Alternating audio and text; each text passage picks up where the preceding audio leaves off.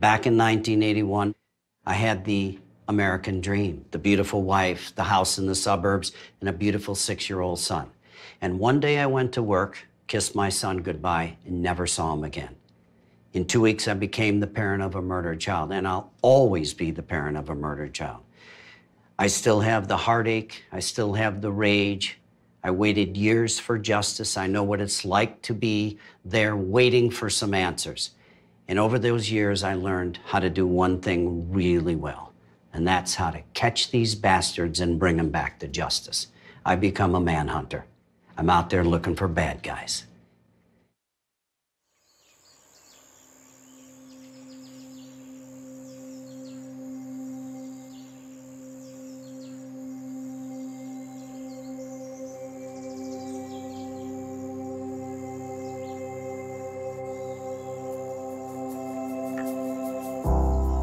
This is important. I want you to listen.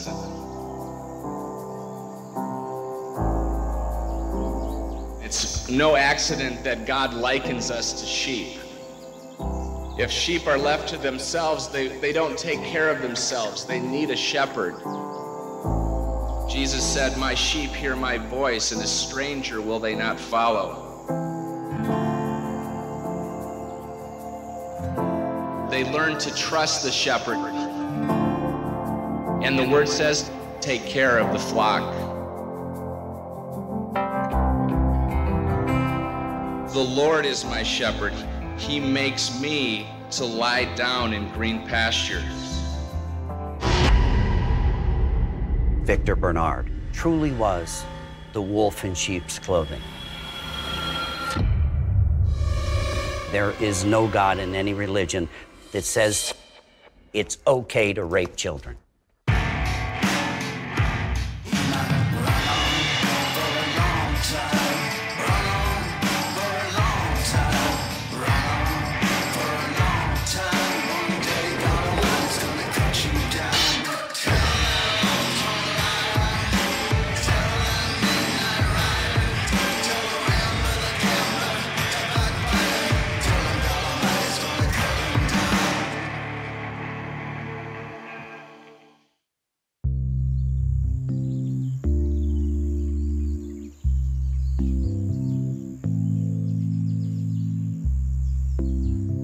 I would say I had never met anybody that I thought loved the Word of God as much as Victor Barnard did.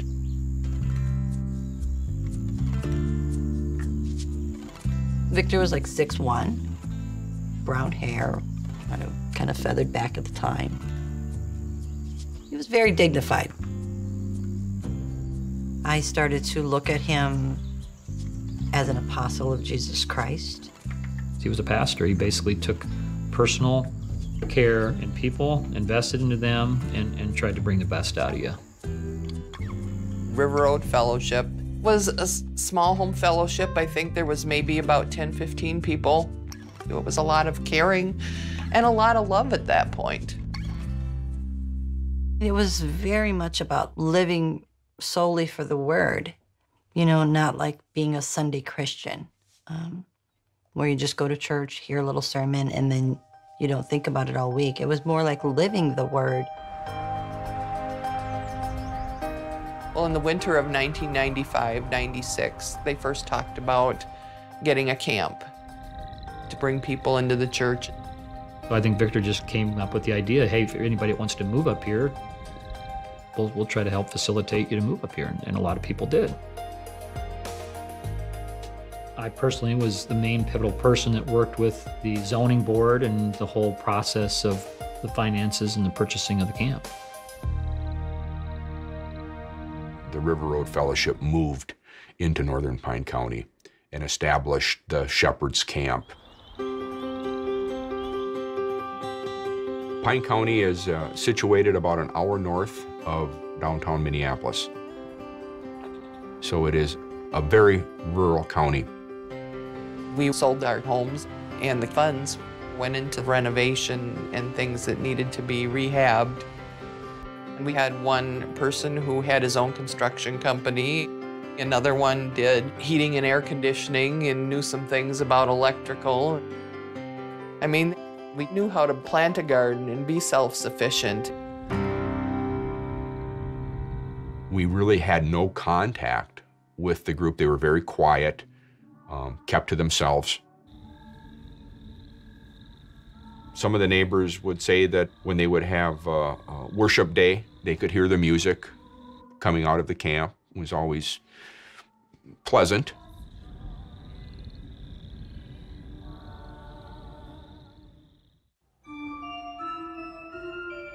Victor Barnard came and visited my parents when I was 9, when we were living in Harleysville, Pennsylvania.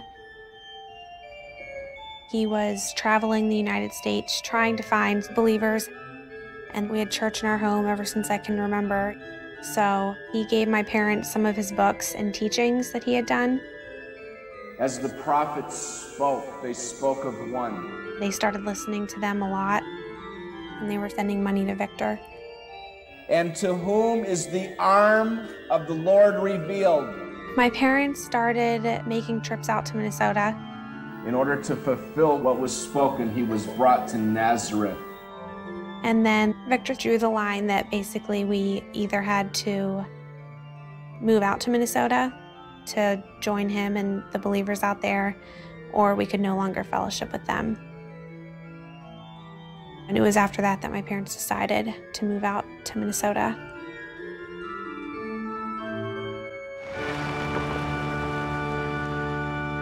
I'd never really been on dirt roads before. I was very excited. They had tons of animals. Sheep, chickens, rabbits, cows, pigs. In the beginning, it was kind of like summer camp. But I didn't realize at the time how many changes would be made and how many rules there would be once we moved out there.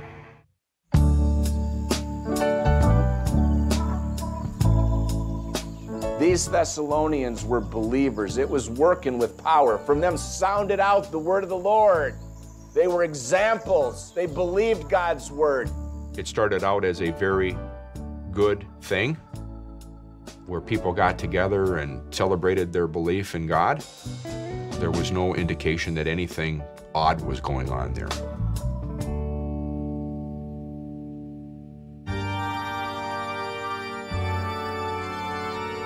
Victor Barnard did a teaching in the chapel to the whole church when I was 13.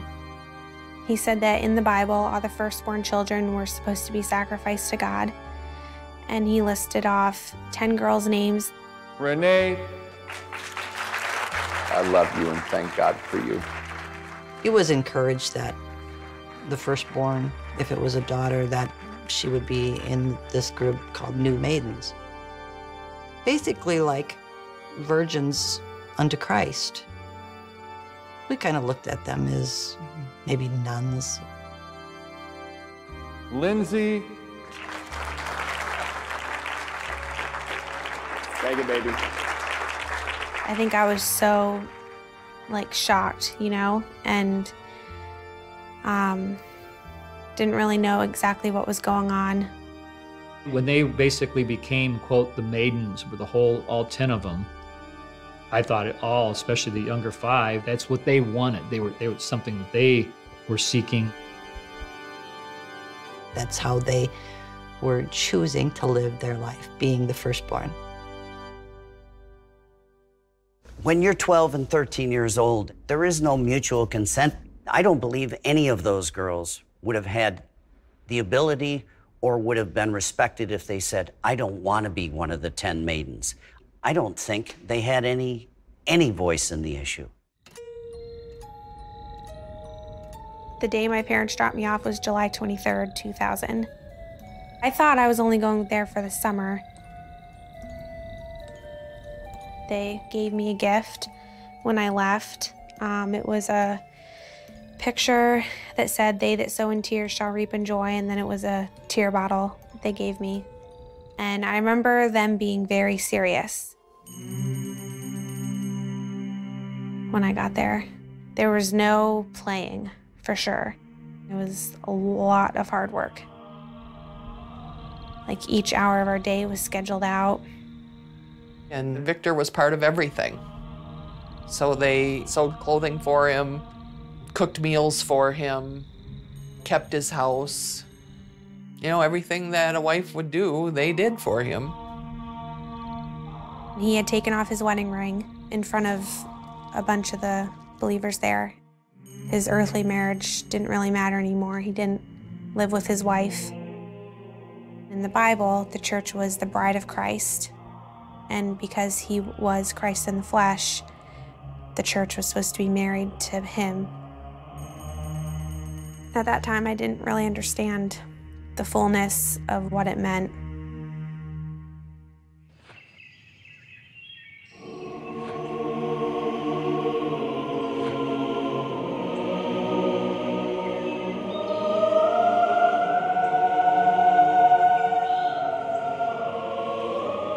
I have been living at the shepherd's camp for a little over a month when Victor called me to the lodge.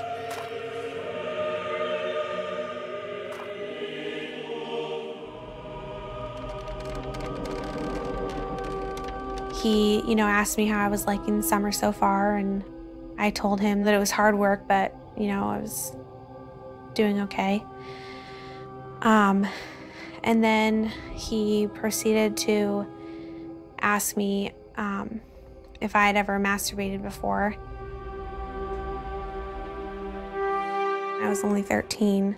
I didn't even know what the word meant. I hadn't had my period yet. And for some reason, he thought I was lying to him. He then slapped me across the face and got very angry. He told me that because he was a man of God and he represented Christ in the flesh, that it would be spiritual and natural for him to take care of me sexually. And that even though I would have sex with him, I could still remain a virgin. And I remember him laying a towel down on the bed because he said that I might bleed when he first.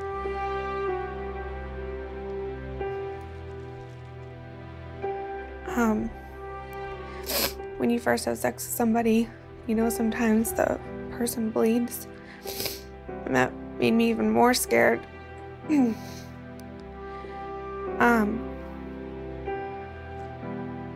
But even though I felt that it was wrong, afterwards, I thought, because Victor said he was a man of God and he brought up those things from the Bible, that somehow it was okay or holy. Jesus loves me, this I know. After Victor had sex with me when I was 13, I didn't talk about it to anyone. Little ones to him belong. I thought somehow, even if I didn't understand it, that, if it's what God wanted, then I just had to, I don't know, maybe I deserve this. Yes, Jesus loves me. Yes, These young women, they only knew what he told them. His education was the Bible according to Victor Barnard, and he preached to these young women nonstop. But here it says their faith was growing what? That tells me something. That means that, listen, you don't stop growing in your believing, people. Victor told me that if I told anyone, I'd receive damnation from God. I knew bad things happened to people who didn't obey God. Sometimes God killed them or swallowed them with fire. He's a manipulator hiding behind God. And people were very entranced and enthralled by this guy. But along the way, there were plenty of warning signs. There were lots of opportunities to intercede and say, in my gut, I don't think this is right. Women were definitely not allowed to go out. Even within the property, we weren't allowed to just wander around by ourselves. I couldn't go down to the food room by myself. I would basically get yelled at. We were never allowed to be alone with another man. We were never allowed to look at another person in the eyes, except if it was Victor.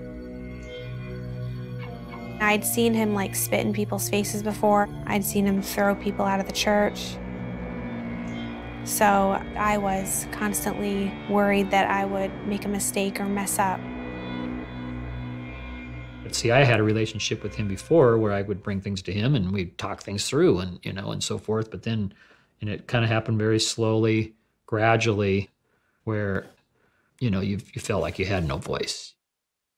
There was a phrase that they used in the ministry, and it was called lockbox. You just didn't talk about things that were told to you or that you saw or heard. If somebody told you it was lockbox, you just kept it to yourself. I never talked about it with the other girls. But then one of the leaders had us read bedside manners and books on different sex positions. And it was after that that I realized Victor was having sex with all the 10 girls. After dinner, Victor would pull one of the girls aside, and then that girl would go to the lodge. If he thought I wasn't doing well spiritually, then, you know, sometimes he wouldn't have sex with me for like a month or something. But there were times it would be up to 5 times a month.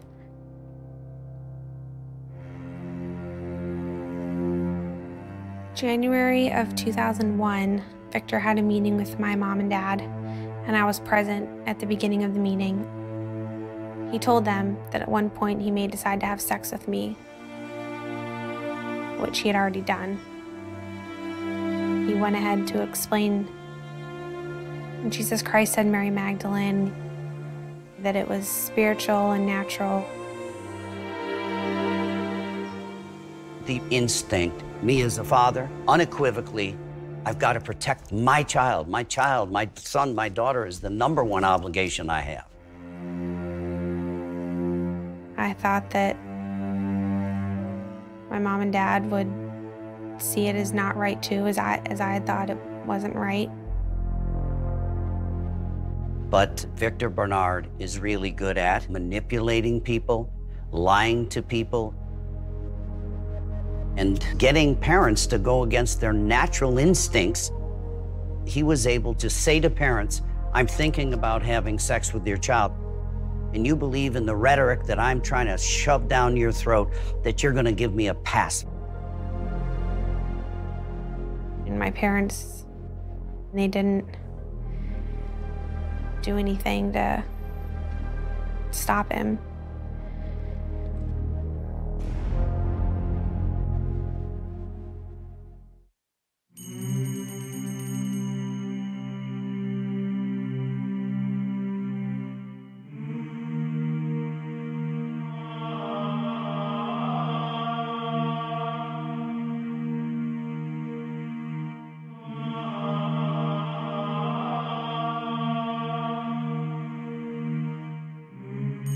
I just turned 14. Victor had a ceremony in front of all of our parents.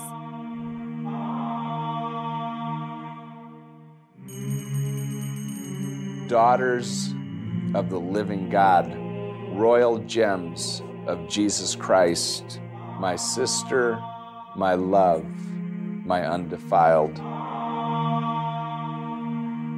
He would dip his finger in the salt and put it on my tongue. This was to signify us being spiritually married to him. He didn't come out and say it, but I would assume some people had their suspicions that he was having sex with us. Your love for me is unashamed. You have ministered to me personally in different seasons and situations. Oh, my dearly beloved, my longed for, my joy and crown. Did I have suspicions? Yes. It was the way it was done and the look between them that it was more of a look between lovers. But it wasn't something you could really, put your finger on and say yes for sure, because, you thought, well, I shouldn't be thinking that way. I shouldn't be having these thoughts. They're wrong thoughts. So they, and leadership wouldn't do things like that. And those are the things you think, and that's what keeps you silent. Nobody wants to accuse someone of sexual abuse. Could it be my priest? Could it be my minister? Anybody that can rape a child, they know how reprehensible their act is, and they're counting on you not to have the courage to do something about it.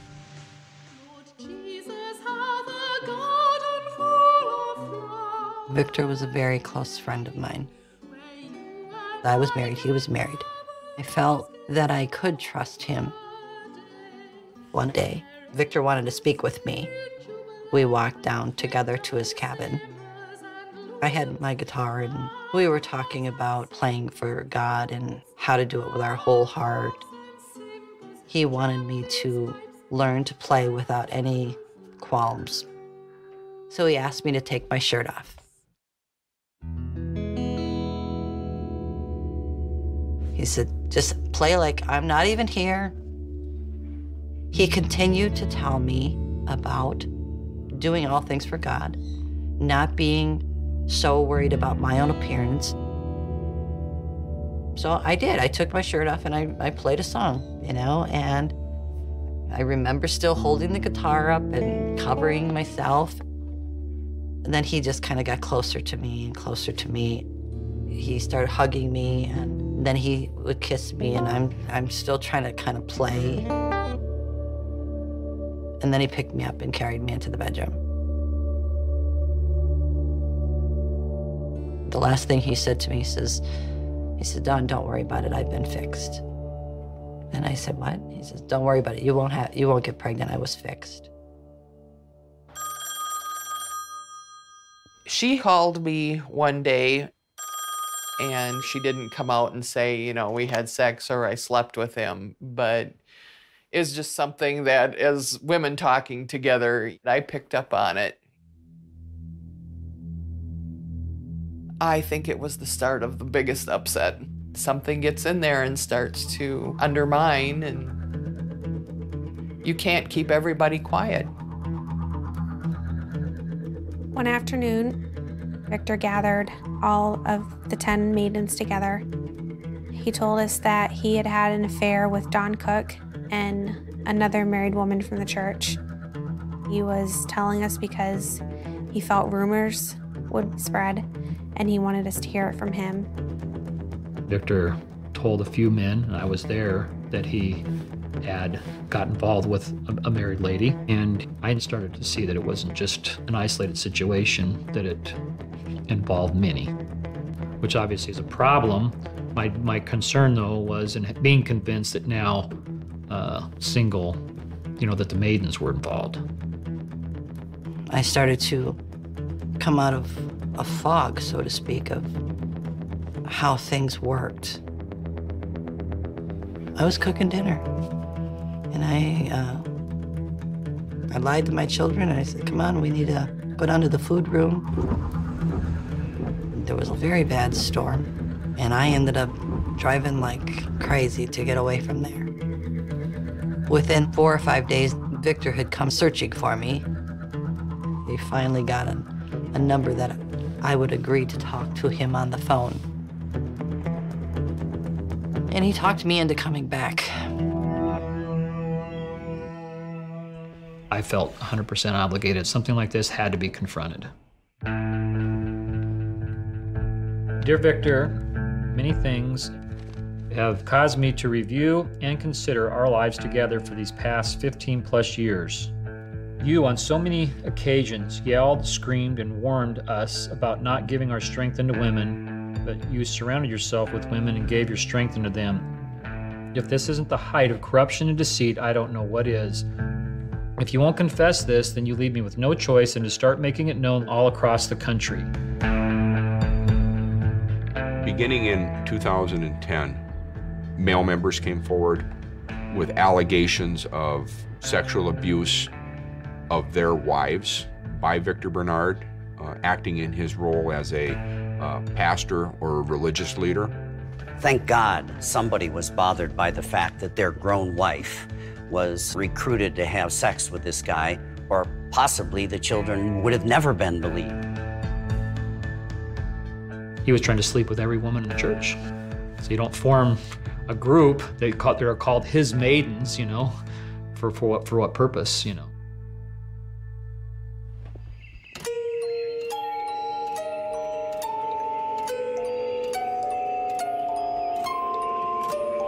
There was a rumor that there was a group of young girls that were these maidens, and then something may be going on. But no one was coming forward saying, I saw it, I know exactly what happened. And we certainly had no victims at that time coming forward saying, I'm making an allegation that he sexually abused me. About 3 months later, I got a phone call from the sheriff that basically said there's nothing and we can do about this. You know, it's just too, there's just not enough here to warrant doing anything more with it.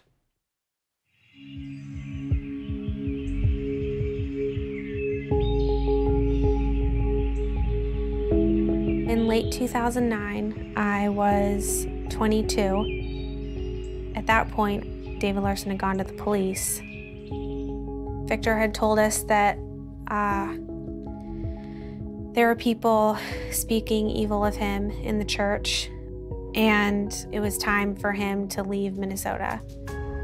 So basically, he was going into hiding.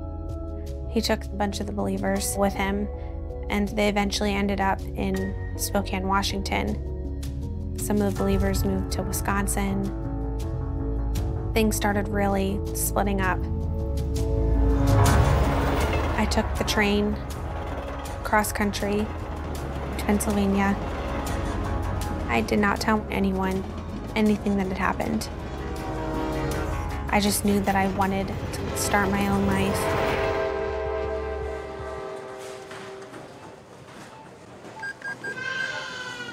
Going to the grocery store was really hard for me. I couldn't look at people. I was just really afraid. My daughter was too afraid to even wear pants because she thought God wouldn't love her. I didn't have any friends. I'd never had a job. Didn't go to college. I didn't even know what was in style or like how to shop for clothes. I'd never worn makeup before. I didn't even know about the internet, not even cell phones. Daily life, it was extremely overwhelming. Lots of sexual abuse victims become drug addicts, alcoholics. They can't have a meaningful relationship. But every now and then, with that little bit of freedom away from the controlling, away from the manipulation, one of them breaks through and says, I have got to tell somebody till this man pays for it.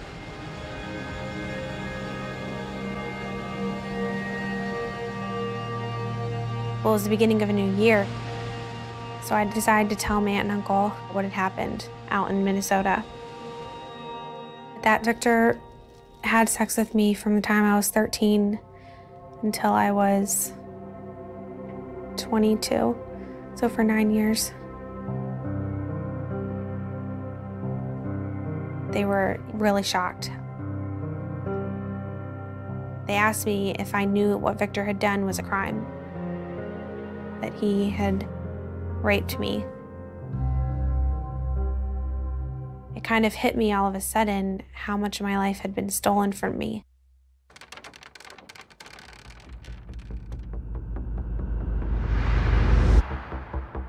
The Lord is my shepherd. He makes me to lie down.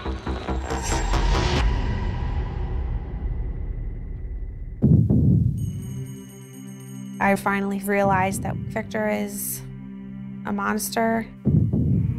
He's a rapist. He's He's definitely not Christ in the flesh.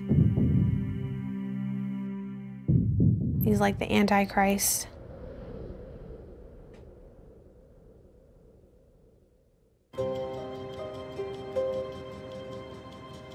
So you came forward in 2012 and gave a statement.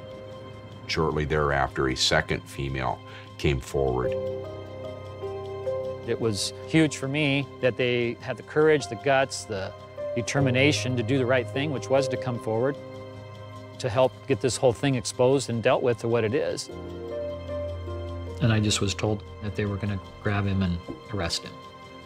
We believe we had probable cause. Unfortunately, at that time, the county attorney chose not to press charges. I don't know why they didn't charge Victor after I went to the police. I heard the people who thought the case could be charged didn't have the authority to go ahead and charge it. The county attorney requested that we do more follow-up, more statements, added questions, and that we attempt to contact Victor Barnard and get a statement from him.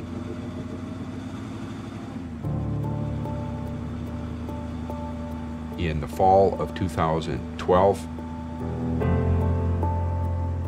I sent our lead investigator out to Washington State in an attempt to track down Victor Barnard. The Washington State Police set up surveillance on several houses. At some point, suitcases were observed being loaded from one of the houses and then placed into a car. The suitcases were transferred several times.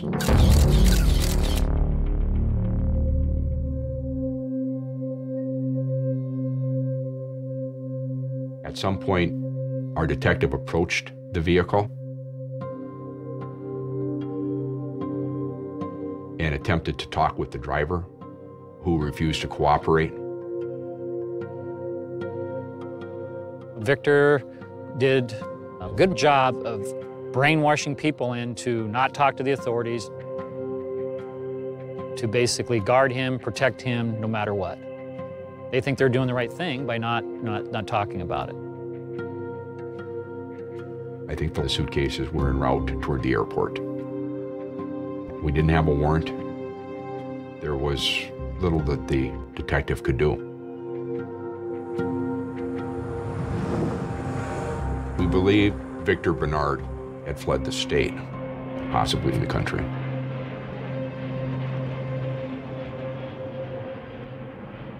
I'm the parent of a murdered child. I have no tolerance for people who wait to intervene in the exploitation of a child.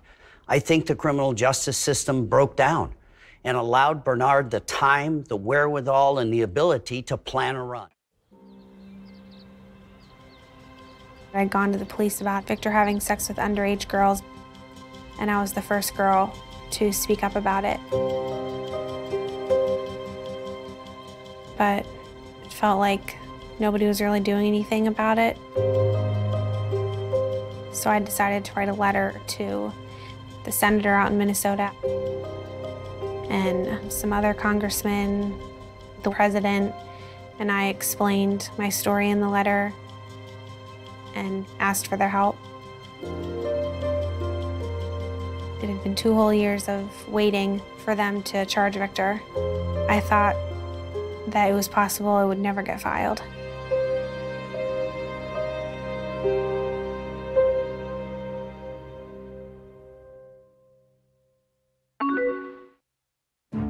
After months, the local news in Minnesota contacted me through an email and said he had heard about the story and wanted to see if he could help with some media if it wouldn't help get the case rolling.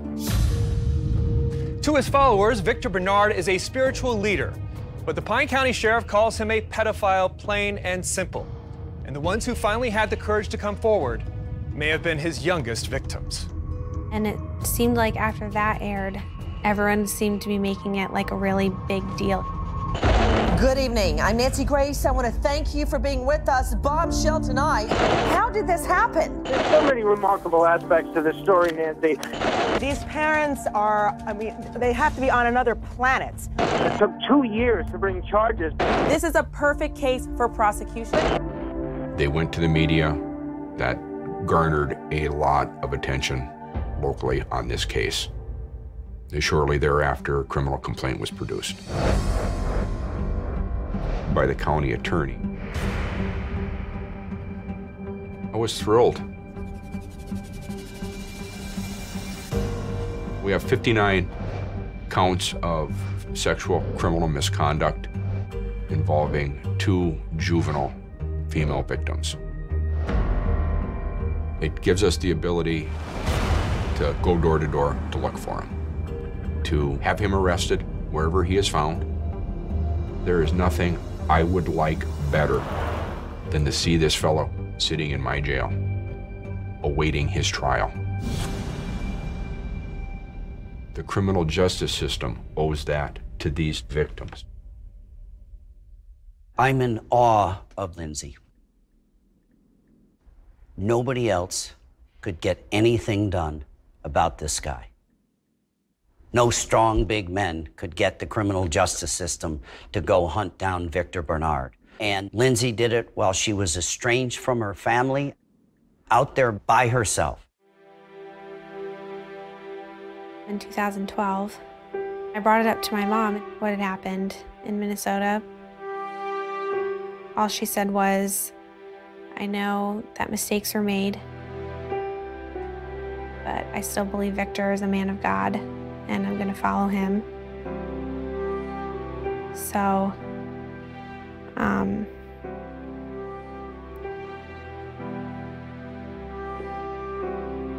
I feel like I hate them sometimes. I feel a lot of anger. I feel like basically I haven't had parents since I was 13. These are survivors, and they're getting on with their lives, and I'm proud of them for coming forward. And I'm asking anyone else that has a similar story to come forward and talk to us. My daughter's still there. My eldest daughter is still there. My husband never left. I still have 2 sisters, and my mom is still out there in Washington State, still believing this man who raped me when I was 13. I mean, at this point, I feel like they're brainwashed.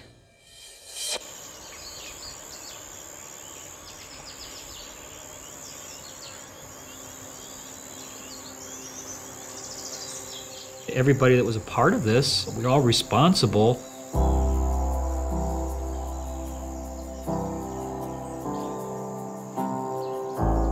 You lose sleep over it. Sometimes just you can't get it off your mind. To use God's name to say, you know, you're obligated to have sex with me because I'm a man of God. It just doesn't get any more disgusting than that. I've talked to a lot of the young people. A lot of them don't even want to believe in God after that.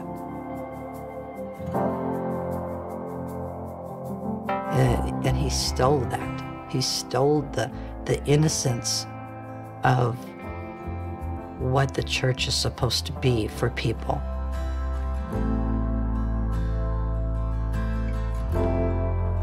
For his own selfish gain.